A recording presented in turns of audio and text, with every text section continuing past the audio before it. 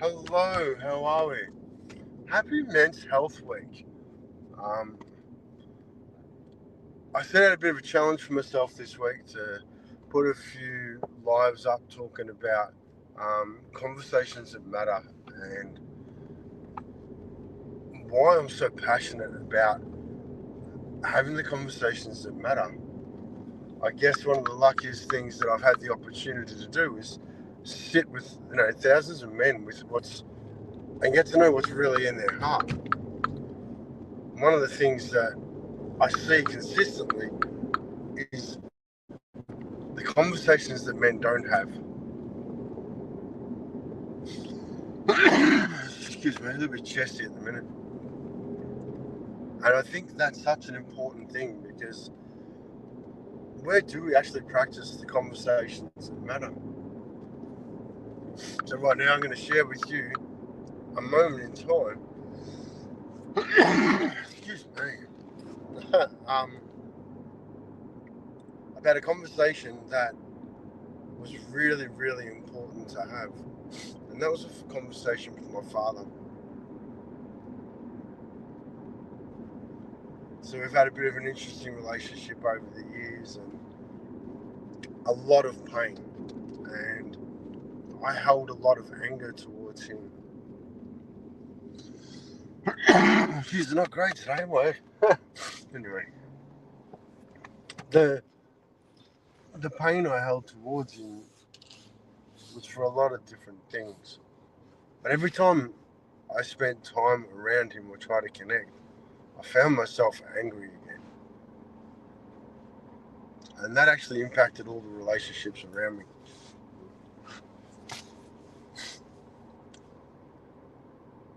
With so much pain in our life, I had to do a lot of work on myself before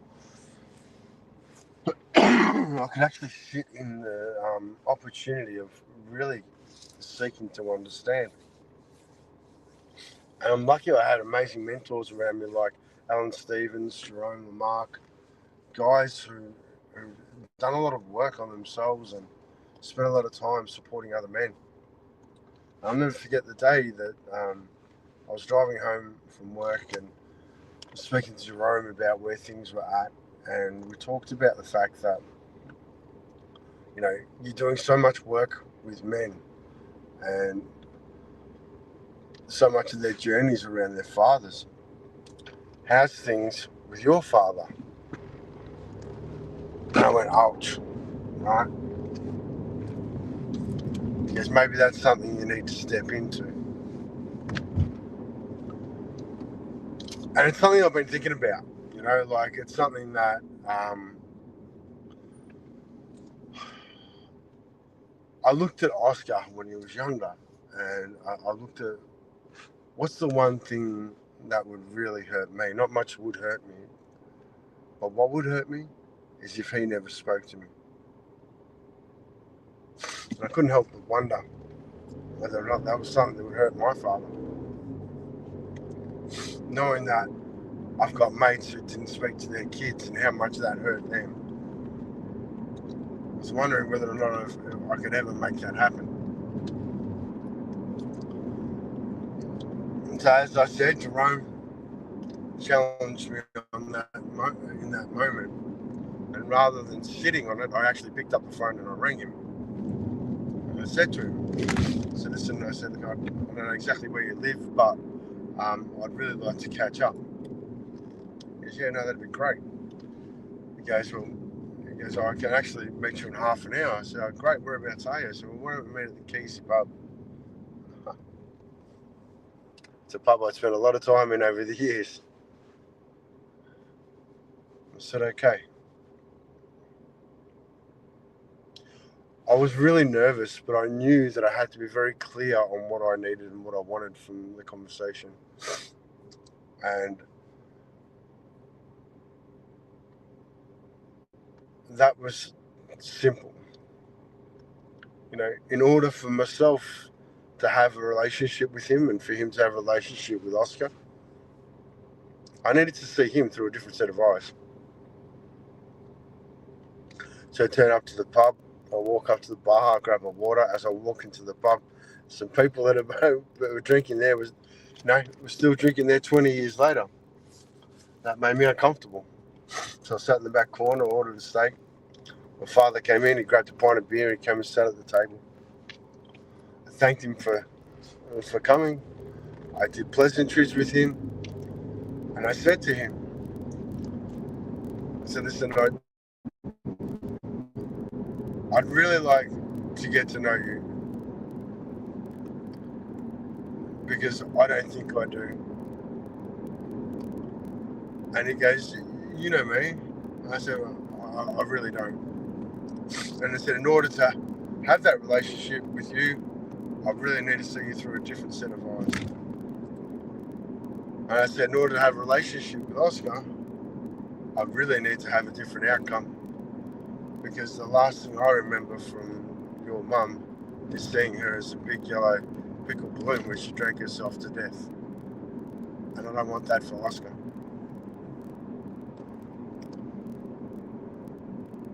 It was at that point that he stopped drinking that beer. We had a brief conversation, and I said to him, I said, I don't know what the future looks like. I said, I know I'm going to reach out again and hopefully have a conversation. I'd really like to sit down and get to know you. He said, okay. It's the first time I'd ever seen him leave a beer. Half full beer, didn't finish it, and left. And that gave me a great amount of hope that I would be able to have this conversation with him. It took 6 months before I could reach out to him again and have that conversation. Invited him over to my house. We walked around the house and we looked, did the pleasantries and showed him what we're up to.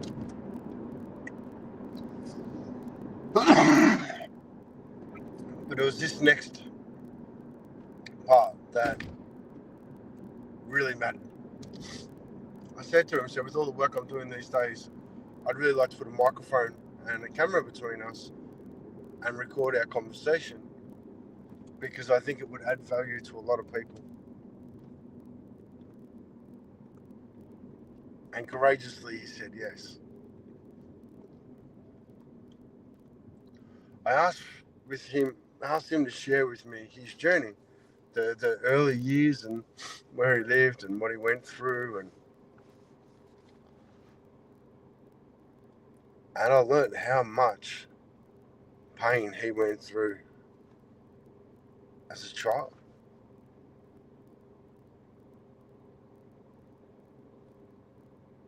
How bad things were for him.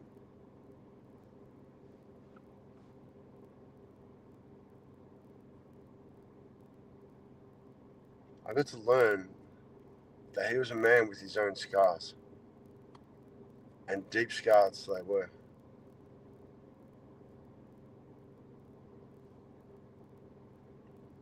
That video, if you're watching this and you'd like to see that video, reach out and I'll send you a copy of it. It's not something I really just want to throw out in public at the moment. But what I learned in that conversation was I didn't have to forgive him. I just had to accept him as a man with his own scars that was doing his best. But it wasn't about me projecting my stuff. It was about me learning about him. Me putting all my stuff aside so I could really listen and learn.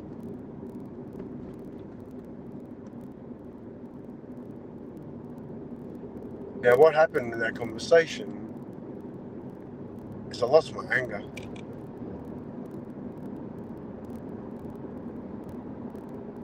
I didn't see him as the man who hurt me.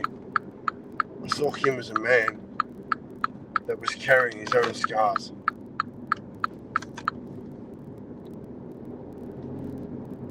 And it wasn't up to him to do different. It was up to me to turn up different with a willingness and a want to understand about him.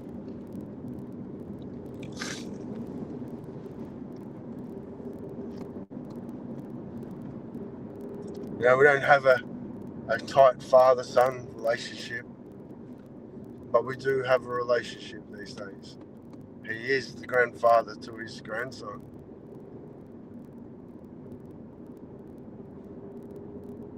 But it was last Friday that really hit. I rang him, I haven't spoken to him. Excuse me. I hadn't spoken to him for a couple of months. And when we'd finished the conversation, the thank you for calling really hit home. It was genuine. There's a real appreciation for just having a conversation.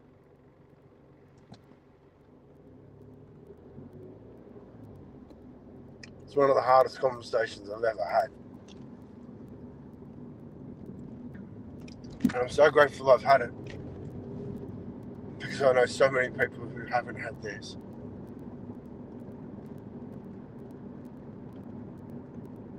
That's why we need safe places to practice them. We need people around us who can help us have these conversations, so that our hearts are lighter, so we can turn up for the people that matter to us in much better condition.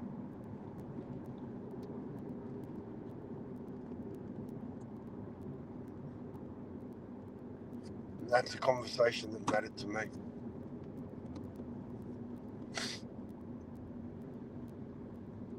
Anyway, Men's Health Week. I really want to see more men step into the conversations that matter. I really want to see more men have safe spaces so they can have those conversations.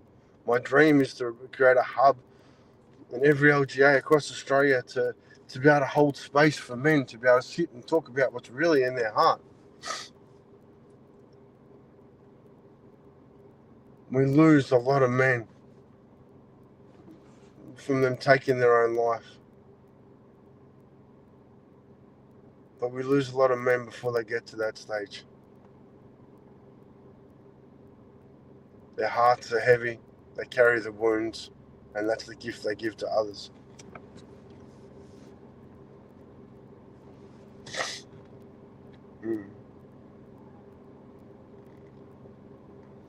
It's every man carrying something in his heart.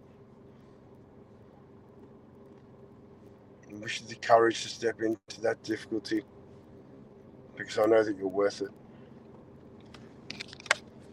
Have an amazing day.